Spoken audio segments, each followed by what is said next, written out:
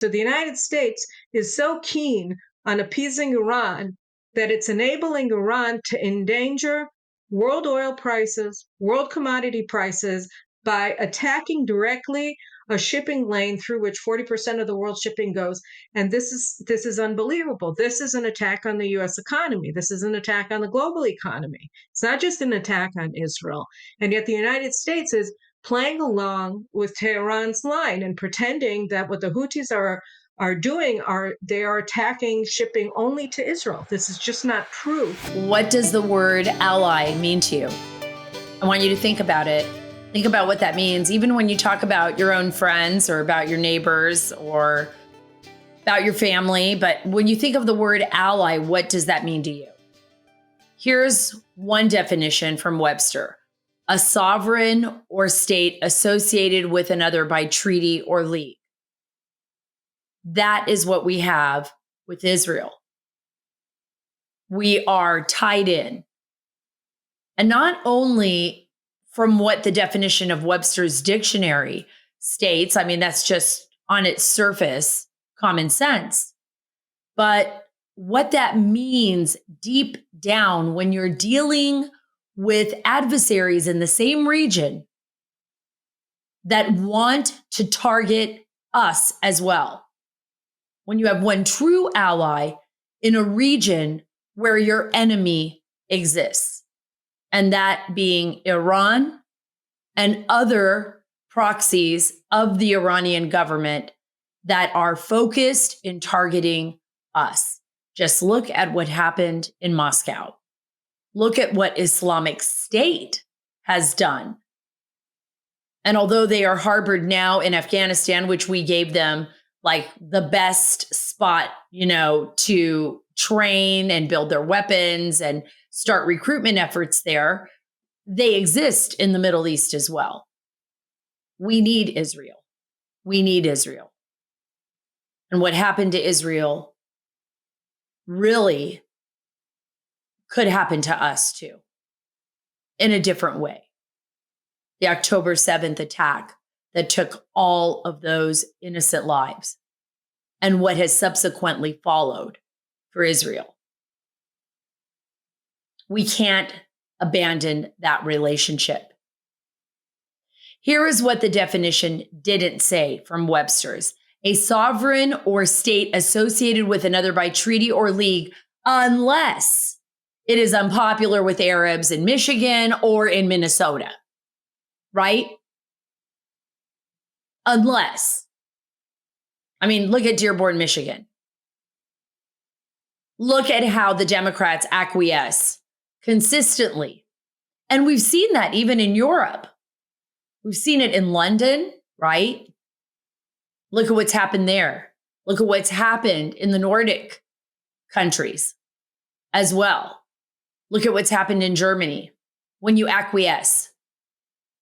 And when you don't stand up and demand that if you come to our country, you are going to live by these rules, regardless of whether they interfere with your extremism or not. Right?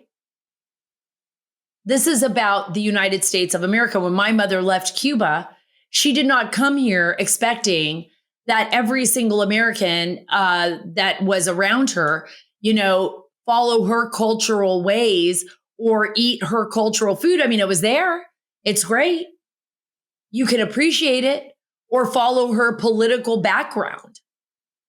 She didn't bring her hate with her. There is a very strong anti-Semitic rise in America, and people are afraid to say it and point it out. A lot of Americans feel trapped in between what they don't understand, which is a long-term war in the Middle East, an underlying war between Muslims and Jews, between how Muslims feel about the Jewish state, particularly extremism, because not all Muslims feel that way.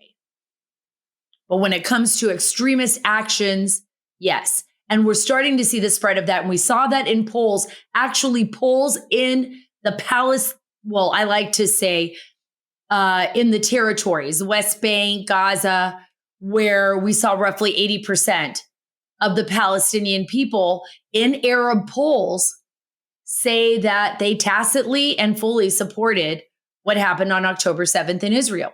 How can the Israeli government have an actual two-state solution?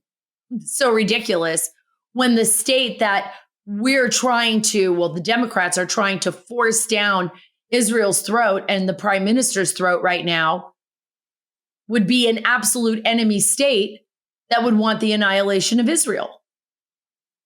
That's pretty much what it is. That's pretty much what it is. Unfortunately, that's exactly what the Democrats want. It is how they are operating here in the United States, even to the point of Chuck Schumer placating to this radical left, and this progressive extremism that we're seeing in Dearborn, Michigan. For the first time in recent memory, America's relationship with our greatest ally is being threatened, folks. It's being threatened and could be in big, serious trouble. This has major implications for America's security, our trade, our intelligence posture, and it must be dealt with directly. And Israel has to know and must understand that it has a friend in our nation. If it doesn't, God help us and God help them. And no matter how much you acquiesce to these extremists, it won't matter. They will not love you. They will not understand you. They will not be like, oh, I get it now, finally, because someone's listening to me. They do not want the Western world to exist in its current form. They see it as a direct threat to their way of life. It is what terrified Osama bin Laden so much that he cowardly attacked civilians, just like Hamas and Hezbollah cowardly attacked babies and women because they didn't directly hit, and they terrorize. They didn't directly take the fight to IDF. But these extremists are crazy enough that it could go far beyond even these horrific attacks. Our border is wide open. At any moment, a terrorist organization like Islamic State, like Al-Qaeda, like any of these radical groups, Hezbollah, we've already seen them come into the country, but could have brought with them a weapon of mass destruction. There could be an attack in our country too. And we will need to count on our allies to be by our side. But if we're not by their side, God help us. I have an expert, an author, and veteran of the IDF. That's the Israeli Defense Forces, Carolyn Glick, here on the show today. And we're going to be breaking down what this means for you and your relationship to the Holy Land and to both of our nations' relationship with each other, and what we will need to do to repair that after this disastrous Biden presidency.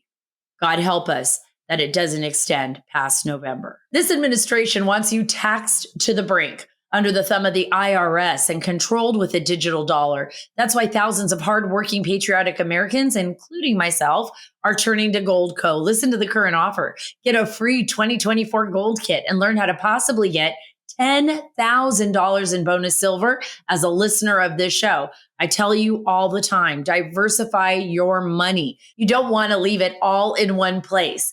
Protect your family's financial future and freedom. Get started today at Sara, SaraLikesGold.com. That's SaraLikesGold.com. Get your free gold kit from Goldco and learn how to get $10,000 in bonus silver. SaraLikesGold.com. That's Sara, SaraLikesGold.com. Grateful to have Carolyn Glick on the Sarah Carter Show. She is the senior contributing editor at the Jewish News Syndicate. She's the host of the Carolyn Glick Show and a Newsweek columnist. She has been an advisor for people within the Israeli government and is a great friend to many of my friends here in the United States. And I'm so grateful that she and I had an opportunity to sit down and talk in Israel. And I just have so much respect for you, Carolyn. Your work is extraordinary, Well, it's especially completely in foreign mutual, Sarah. policy. Thank you so much for having me on your program. I'm grateful to be able to talk to your audience as well. Yeah, well, thank you. I mean, I was so thrilled to be able to sit down with you in Israel. I know you were doing an interview that same day. You did it with the Christian Broadcast Network with Chris Mitchell, and I thought it was absolutely fantastic. There's some developments as we were sitting down. You informed me that Israeli Prime Minister Benjamin Netanyahu said that he will not send a delegation as planned to Washington if the United States does not veto the UN Security Council proposal calling for a ceasefire in Gaza. What do you think is going to happen there? I mean, I can't see the Biden administration doing that. I can see them just going right along with the UN on this. What's your assessment? So the problem with the UN Security Council resolution that's coming before the Council for a vote today is that it calls for an immediate ceasefire in Gaza, but it doesn't demand or require at the same time the release of the hostages. The hostages is more of an ask, and the demand is for Israel to stop defending itself against Hamas.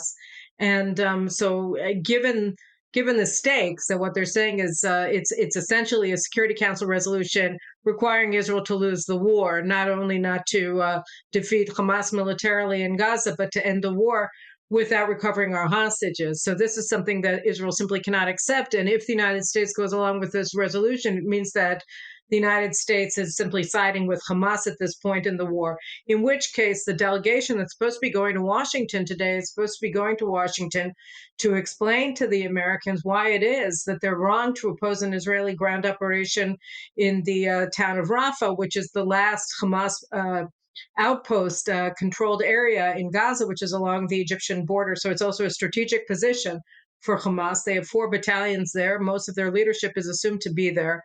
And here the United States are saying you can't take it. And in so doing, they're effectively saying you can't win this war because we have to win this war. And by saying you can't defeat Hamas, you can't destroy their military, then the United States is saying no, we don't want you to fight to win. And so they've sort of summoned an Israeli delegation to Washington to hear their concerns about an Israeli operation. And the purpose of the delegation, including the Defense Minister Yoav Gallant and the Strategic Affairs Minister Ron Dermer and the National Security Advisor Tzachi Hanegbi, are supposed to be going to Washington today to meet with their counterparts in the Biden administration and have a conversation with them. But there's really no point in doing that if the Biden administration has already moved forward with its goal of trying to require Israel to lose. So I think that was what's informing the prime minister here. Let's talk about that because this is I think the crux of the matter. I mean, if the United States is basically asking Israel to acquiesce to these terrorists and to Iran, what does that say about us? What does that say about our relationship, our supposed relationship with our ally? Right. With our ally, if we're asking our ally to basically put itself in harm's way. No, it's a terrible message that the Americans are sending. It's not only a message, of course, it's an action. If you're saying that you're going to deny support to Israel in a war for our existence, I mean, I think people don't really understand 2 things. One is that, listen, what happened on October 7th wasn't a terrorist attack. I had West Point professor Colonel John Spencer on my program a couple of weeks ago, and he's the head of the Urban Warfare Institute at West Point, and he explained to me, look, it's a complete misconception to refer to October 7th as a terrorist attack. It wasn't a terrorist attack. It was a division-level invasion of Israel. And yes, they carried out terrorism in the course of that, but it was a strategic assault on Israel by light infantry that were supported by a massive missile barrage on Israel. We were hit by 5,000 missiles that Hamas sent over from Gaza that morning and that afternoon, and also with a massive cyber attack on Israel's first responder systems and other critical systems in Israel on October 7th. So this was a full-on military invasion of Israel. And then the U.S. responded to that by essentially expecting Israel to carry out some sort of limited counterterrorism operation. But after you're invaded, you have to fight a conventional war, which is what Israel has been fighting on the ground in Gaza and taking the Strip city after city. We've been doing it much more rapidly than the United States operated in Iraq, for instance, in places like Mosul and Fallujah, and with far fewer civilian casualties. And yet, rather than recognize the nature of the conflict that Israel's fighting, which was a conventional war against a military as opposed to some sort of ragtag army of irregular guerrilla forces, the United States is acting like this is some sort of a limited engagement, and that the stakes themselves are limited, when in fact the stakes are existential. Because what we saw on October 7th is this is what a Palestinian state looks like. It's a state that's organized around and invests almost all of its resources in building the infrastructure of mass murder of Israel with the sole purpose of annihilating the state of Israel, not developing the Palestinian economy, not developing Palestinian industry of any kind, but rather organizing their people, mobilizing their people as a people, mobilizing all of the resources that they can bring to bear as a society for the purpose, the express purpose of annihilating the Jewish state and mass murdering the Jews who live here. So that's what we saw on October 7th. And the people of Israel are not stupid. We recognize what happened when you see the slaughter of over 1,200 people in your country, and the capture of 250 hostages, including women and children and babies, and your soldiers, then you recognize that this is an enemy that simply can't coexist with you, and that you're not going to be able to coexist with. And therefore, you have to eradicate its capacity both to function as a regime and to function as a military. And you have to do that over time. It's not something that you snap your fingers and it's done. Well, the truth is, I mean, Israel has gone above and beyond the laws of armed conflict, the rules of engagement, however you want to say it. And that is what John Spencer spoke about in his piece in Newsweek. And they implemented so many steps to prevent civilian casualties. Still, the United States is demanding that Israel, again, stop, ceasefire. I mean, that's really what the Biden administration wants. And it went so far that Chuck Schumer called for new elections in Israel. I mean, he undermined Netanyahu during a time of war. I mean, what does that do? What is the message that he is sending to Hamas, to Hezbollah, to Iran, when lawmakers in the United States are basically saying, you know, let's call for new elections in Israel. Let's undermine the prime minister who's in charge of this war effort. And in a sense, we're undermining the Israeli people and the state of Israel itself. You're absolutely right. I mean, we need a regime change in the Palestinian Authority, but the U.S. position is that they need a regime change in Israel. And we're an allied democracy. So, and then there's this other sort of parallel effort to pretend that there's some sort of distinction between the people of Israel and the prime minister that we elected just a year ago, which is very strange. It's a statement of utter contempt for our democratic processes. I want to play this clip really quick because I want our listeners, for all of you out there, to really listen to what Chuck Schumer is saying. Can we play that clip, Cal? I have known Prime Minister Netanyahu for a very long time. While we have vehemently disagreed on many occasions, I will always respect his extraordinary bravery for Israel on the battlefield as a younger man. I believe in his heart he has his highest priority is the security of Israel. However, I also believe Prime Minister Netanyahu has lost his way by allowing his political survival to take the precedence over the best interests of Israel. He has put himself in coalition with far-right extremists like Ministers Smotrich and Ben-Gvir, and as a result, he has been too willing to tolerate the civilian toll in Gaza, which is pushing support for Israel worldwide to historic lows. Israel cannot survive if it becomes a pariah.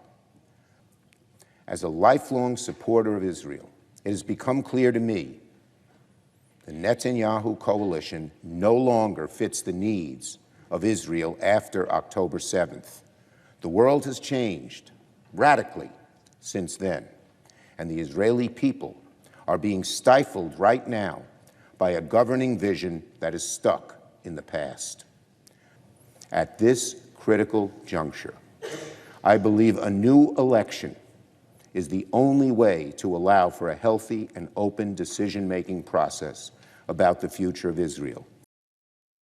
Your response?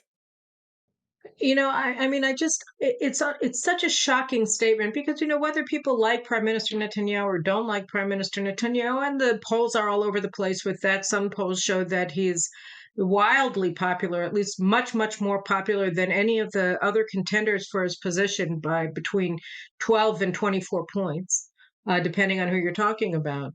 And others say that the Likud is bleeding support and that he's not doing as well. And it sort of depends, I guess, in some way on the political perspective of the pollster. But be that as it may, what is very clear, and all the polls show, is that the positions and the policies that the Netanyahu government is pursuing and that Prime Minister Netanyahu has come to really personify in his rhetoric regarding the war in Gaza are shared by upwards of 3/4 of Israelis. So that to claim that the positions that Prime Minister Netanyahu is advancing, both diplomatically and on the battlefield in Gaza, that we must seek and pursue and achieve absolute victory over Hamas, is somehow or another a personal policy of his, is a statement, again, of contempt for the people of Israel, because the people of Israel agree with it.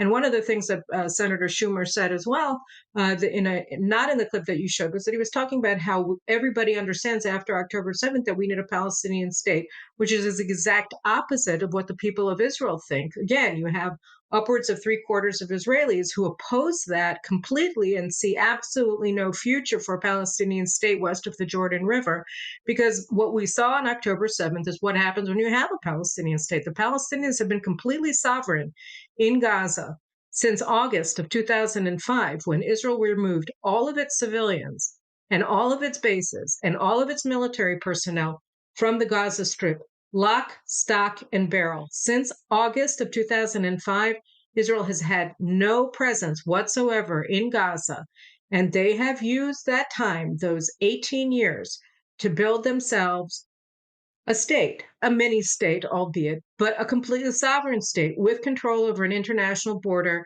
with Egypt and egress to the sea.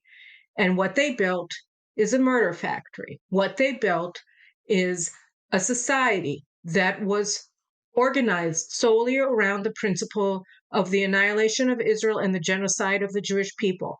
And we experienced that on October 7th. We saw what that means, and it means mass death and slaughter. And that is why you have a movement not only from, say, people who are already predisposed to be on the right have moved further to the right, but 30% of leftists have become right-wing after October 7th, because their entire understanding of the Palestinian-Israeli conflict was shattered, because they realized that there is no way to reach a compromise, that this isn't a conflict over borders. This is a conflict over their rejection of Israel's very right to exist. That's what it's about. It's an existential conflict. And here is Chuck Schumer presenting himself as a better equipped to understand Israel's strategic position than the entire people of Israel. He's placing himself above the people of Israel, and he's saying, I reject your choices. And I'm going to place my rejection on the one man who's leading you today and pretend that it's not against you. But all of the policy claims that he made, all of the assertions that he made about what's in Israel's best interests are rejected, again, by 3/4 of Israelis. So he's not speaking for the people of Israel, and he's not advancing what the people of Israel view as their best interest. To the contrary. And that's reflected, again, in the position of the Biden administration, that may very well just have an open breach of relations today with Israel if they allow a UN Security Council resolution to pass that calls for an immediate ceasefire without Israeli military victory, first being secured, and without the return of the hostages. Let me ask you this, because it's about Iran as well. Yes. I mean, we are facing a common enemy. This is, like you said, this was an act of war. And I think John Spencer accurately portrayed that. This was an act of war against Israel. But this was an act of war being paid for, being funded, being the training, every aspect of this targeted attack on Israel. What behind it was Iran. So how is the US, we're facing a common enemy, how will this affect the United States and our security if we walk away from Israel? I mean, we've heard it, and it's people say it over and over again, Caroline. I mean, if Israel's the little Satan, we're the big Satan. That's how Iran sees it, right? And our adversaries as well. What is your assessment of that? Yeah, I think it's very dangerous for the United States. I mean, it's not just that Israel is under attack. And look, Israel's under attack. Israel is fighting a war for our survival. And so that's why this breach with the United States is happening at a time when, Israel has an enormous amount of regard for the people of the United States of America and a love for the American people and for the United States, which is why it's so painful. But it's also a moment where Israel will say, fine, it's not that we have another choice. we have to fight. And you can't argue that victory isn't absolutely required after October 7th and expect to persuade anybody in Israel, except, the far left, which obviously is the one that is a side that's always given all the microphones in the U.S. media because they want to only hear that side. But it's a very small minority in Israel that's getting all the airtime on CNN and ABC, CBS, and NBC as spokespeople, as supposed spokespeople or representatives of the people of Israel. They represent a very, very small fraction of Israeli society. And so, that's something we have to fight. But this is very much, as you said rightly, this is also a war against the United States. Just think about the Houthis, who are the Iranian proxy that control large swaths of the state of Yemen.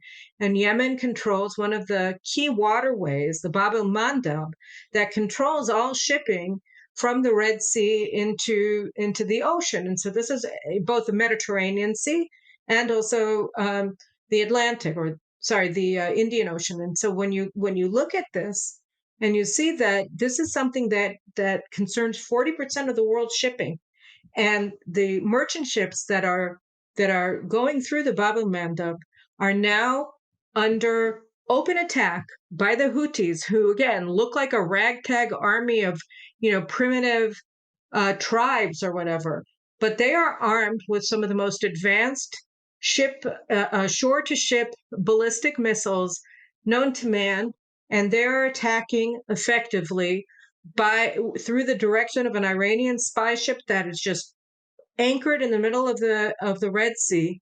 And the United States, rather than fight them, is limiting its operations vis-a-vis the Houthis to intercepting missiles en route to ships. It's not taking out the Houthi regime, and it's not attacking, nor is it permitting Israel to attack the Iranian espionage ship that's directing all the Houthi missile attacks against world shipping in the Red Sea. So the United States is so keen on appeasing Iran that it's enabling Iran to endanger world oil prices, world commodity prices, by attacking directly a shipping lane through which 40% of the world shipping goes.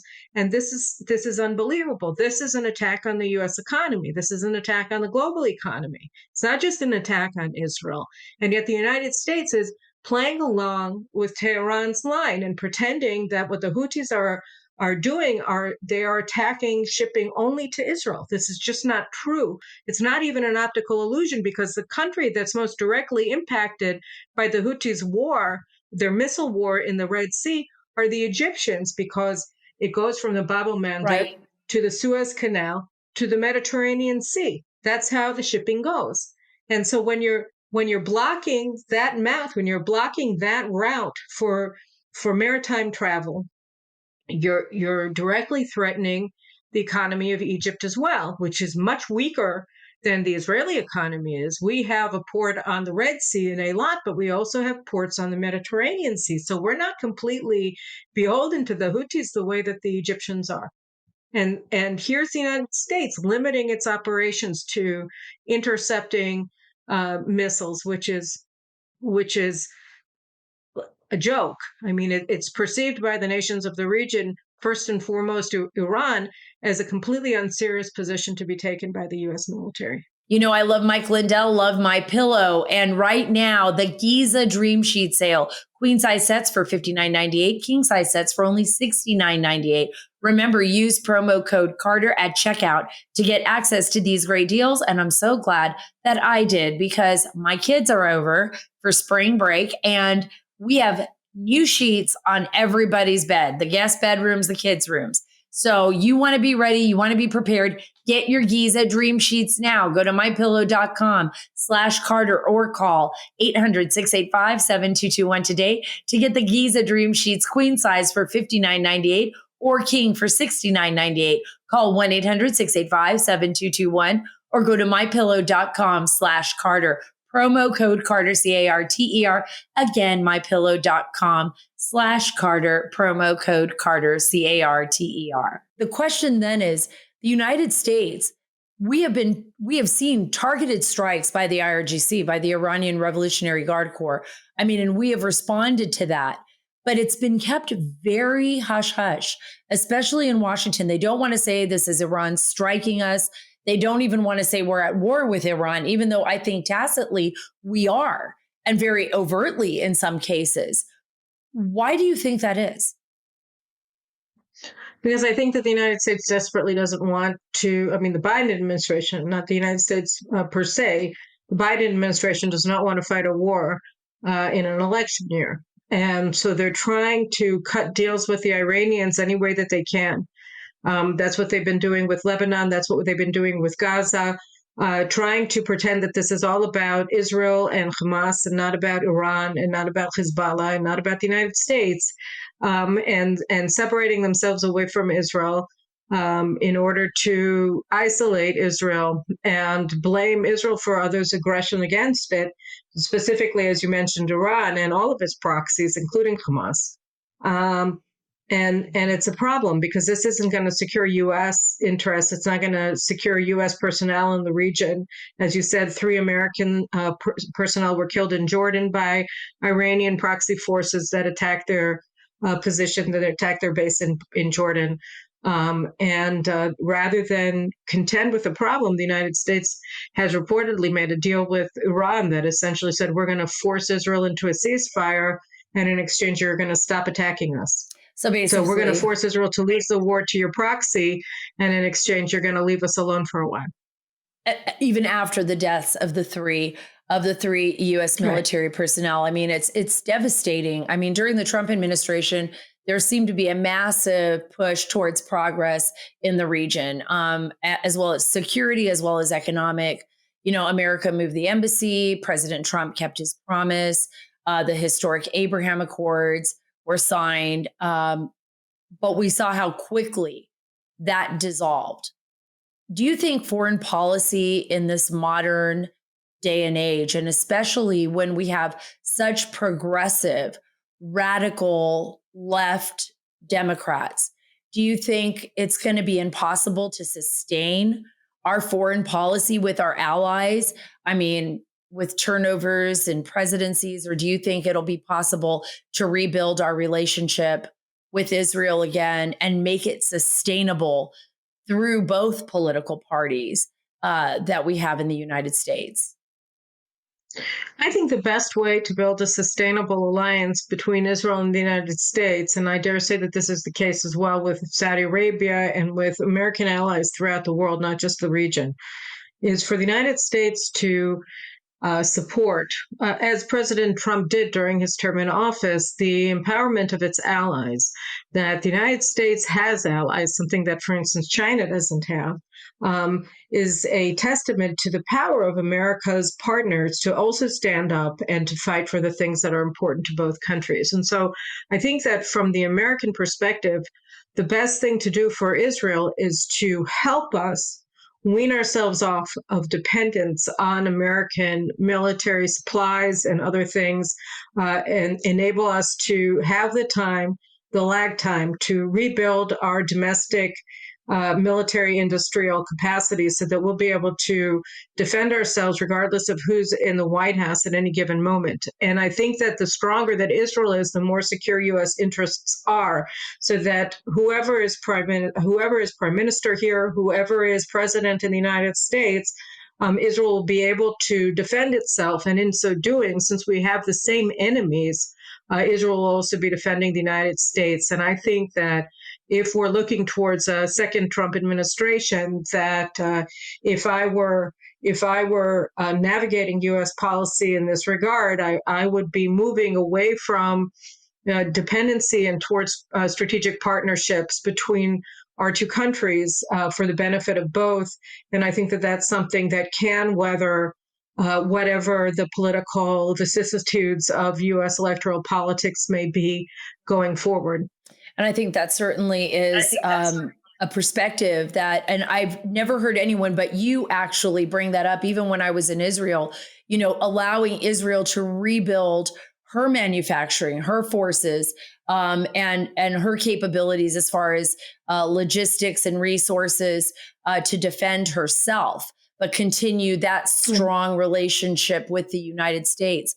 But Carolyn, if we fail to do this, if we fail to rebuild our relationship and make it stronger, what is the worst case scenario in your imagination? For Israel? Yeah, for all of us.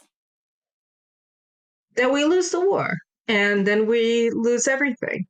The thing that people forget, and I think that October 7th was a stark reminder to all of us, is what is the price of not being vigilant in your defense, of not taking your enemies seriously when they say death to America, death to Israel, of not believing that that's actually what they mean when you see that you're dealing with a revolutionary regime that has imperialist designs on the world and view your annihilation as a key part of their march towards global dominance. You have to, one of the things that I've been warning about in my analyses for many years is that the Achilles heel of Israel and of the West, led by the United States, is that we project our own values onto our enemies instead of taking them at their word and listening to them and having enough respect for them to take seriously what they're saying when they're speaking to their own people and when they're educating their own children and what they're teaching their children and what they're preaching in their places of worship and what they're saying on the campaign trails, because those are the things that reflect the values of a society.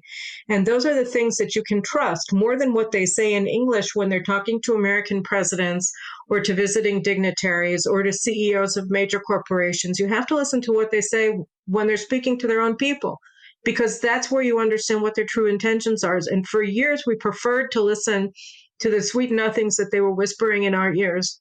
Oh, don't take us seriously. We really want peace with you, Israelis. Oh, Americans, this is, we just want an independent Palestinian state, and Israel just, they're greedy. They want land that, they shouldn't want, whatever. It's a limited conflict and it's not. Or that Iran just, they're really mad about that CIA-supported coup in the 1950s that ousted Mossadegh, who was a Soviet ally in the Cold War. And, if the United States hadn't done that, then, everything would have been different. We listen to these things because we want to believe that the problem lies with ourselves, when what we're really facing is what we saw on October 7th, which is a foe that really does think that our babies don't have a right to live. And not only do they want to kill them, they want to kill them with utter cruelty. And we have to listen to them, and we have to see this for what it is. It's a portrait of who they are and what they aspire to. That's why they're so excited about what happened on October 7th. I mean, that's the other thing we have to realize. 80%, at least the Nazis tried to hide their crimes. Over 80% of the Palestinian people polled in Arab polls. This isn't polls that we took randomly. This was done. These were Arab polls. They took it. They supported tacitly or wholeheartedly the October 7th attacks. That's got to be pretty gut wrenching. I mean, you were born in America, but you live in Israel. Israel is your nation. I mean, that's got to be pretty gut wrenching to think that your neighbors support the annihilation of the Israeli people, of the Jewish people and their children. It's actually terrifying because the problem is much bigger than what we saw on October 7th. Because the views that are professed by the Palestinians aren't only professed by the Palestinians in Gaza, they're professed by the Palestinians in Judea and Samaria, otherwise known as the West Bank, which abuts all of Israel's major metropolitan centers. And, you have 5 million Israelis who live within a half an hour, either inside of Judea and Samaria itself or within a half an hour of Judea and Samaria along major highway, the Cross Israel Highway and other major highways in Israel. So these are people who literally live at the doorstep of almost every Israeli, and they share the views of the Palestinians in Gaza that October 7th was the greatest day in Palestinian history, and that they've never felt more proud to be Palestinians than they have since October 7th. And the Palestinians in Judea and Samaria have been trained by the U.S. Army. On Friday, we had a very serious attack that was carried out by a terrorist who had served in the Palestinian security forces. He was trained by the United States Army in Jordan in sniper and other advanced fighting tactics. And what he did was, 5 hours before he started shooting, he set up ambushes in 4 different spots that controlled a highway. And it took 5 hours for our forces, including our Air Force, to locate him. They shot drones in 3 different locations and couldn't find him because he had figured out a way to camouflage himself thanks to U.S. military training that he received. And the carbine that he used in order to carry out this attack was U.S. issued. So we're talking about effectively a terrorist organization that was trained, armed, and supplied and financed by U.S. taxpayers and by the U.S. military. And these are people that threaten the lives of millions of Israelis. So we're not just talking about Hamas. This is an existential threat. And because we haven't been listening to them, we haven't been taking their own opinion polls seriously now for 30 years, and we're not listening to what the supposedly moderate leaders say to their own people, or pretending that it's not important because they whisper other things in the ears of American presidents, we're now facing a very, very serious threat to Israel, and people simply aren't aware of the dimensions of it outside of Israel. And that's why we can get ignorant statements like Senator Schumer's that second guesses the collective wisdom, hard-won wisdom, at great suffering and at great cost by the Israeli people now when we face this threat head on. My husband always says the enemy has their say, and we fail to listen. We fail to listen, even in the United States. And the fact that we have trained enemies of our allies believing that they're somehow going to be grateful for our training services and then use that training to defend the Western world, when clearly they have said, enemy has their say, that they want to eliminate the Western world. I mean, shows our own ignorance. And in the United States, maybe I'll end with this because I think this is important, and then you can wrap it up, Carolyn, the way you want to. I think we're sitting ducks here. I think we are the frog slowly boiling. I have been covering the border for more than 20 years. I've been covering terrorism, much like you. I have put out my analysis of how endangered we are as a nation, how broken we face enemies from within our own government as well as from without. We've seen it get worse and worse and worse through the years, to the point where I don't even recognize the United States now in many ways. how serious of a threat are we facing in the United States? Do you believe we are facing a very similar or even worse threat here from the same enemies? And what would your assessment, you could speak to the next president of these United States, what would you advise them? I mean, I think that you guys understand the problems. I mean, when you talk about the border, you don't really have a border anymore with with Mexico. Anybody who wants to come in can just cross over and then be, given free transport to any urban center that he or she wishes. And that's amazing what's happening in the United States. And nobody's vetting these people, really. Nobody knows who it is that's coming in. We know that for the past at least 2 decades, Iran developed a bridgehead in Latin America, in places like Venezuela, Nicaragua, and other countries that have been captivated by this sort of what do they call it? The Bolivarian Revolution, which is anti-American to the core. And you have Iranian naval assets in these countries. You have Iranian Revolutionary Guard Corps people in these countries. And they're allied with and supporting the militaries of these countries. And they're right at your doorstep. And then you have an open border with Mexico that places them inside your door. And so I think that, yes, you are facing a very serious problem. You also have a serious problem, just as we do. We have a post-nationalist legal system that doesn't seem to understand in many ways what international law is supposed to be, and that it's not a suicide pact. And it's also not interpreted, they're not interpreting it properly because they're trying to make people happy in the United States that don't understand international law either and are using it as a tool of lawfare against their own societies, much less Israel, or even more so here. So we're seeing a lot of very self-defeating determinations being made by judges. You saw it in the United States with the travel ban and other things that President Trump tried to impose when he took office.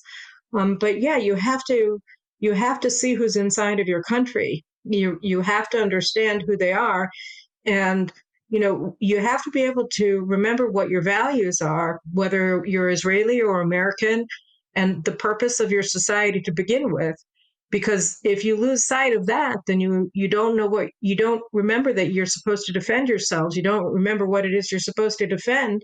And the people on the other side who oppose your values, who may be inside of your own country, and who hate what America has always stood for, they know what they stand for. And you see them on the streets supporting Hamas, calling for the annihilation of Israel and the denial of basic civil rights to Jewish Americans on all college campuses across the country, practically in America today. And you understand that this is something that is new.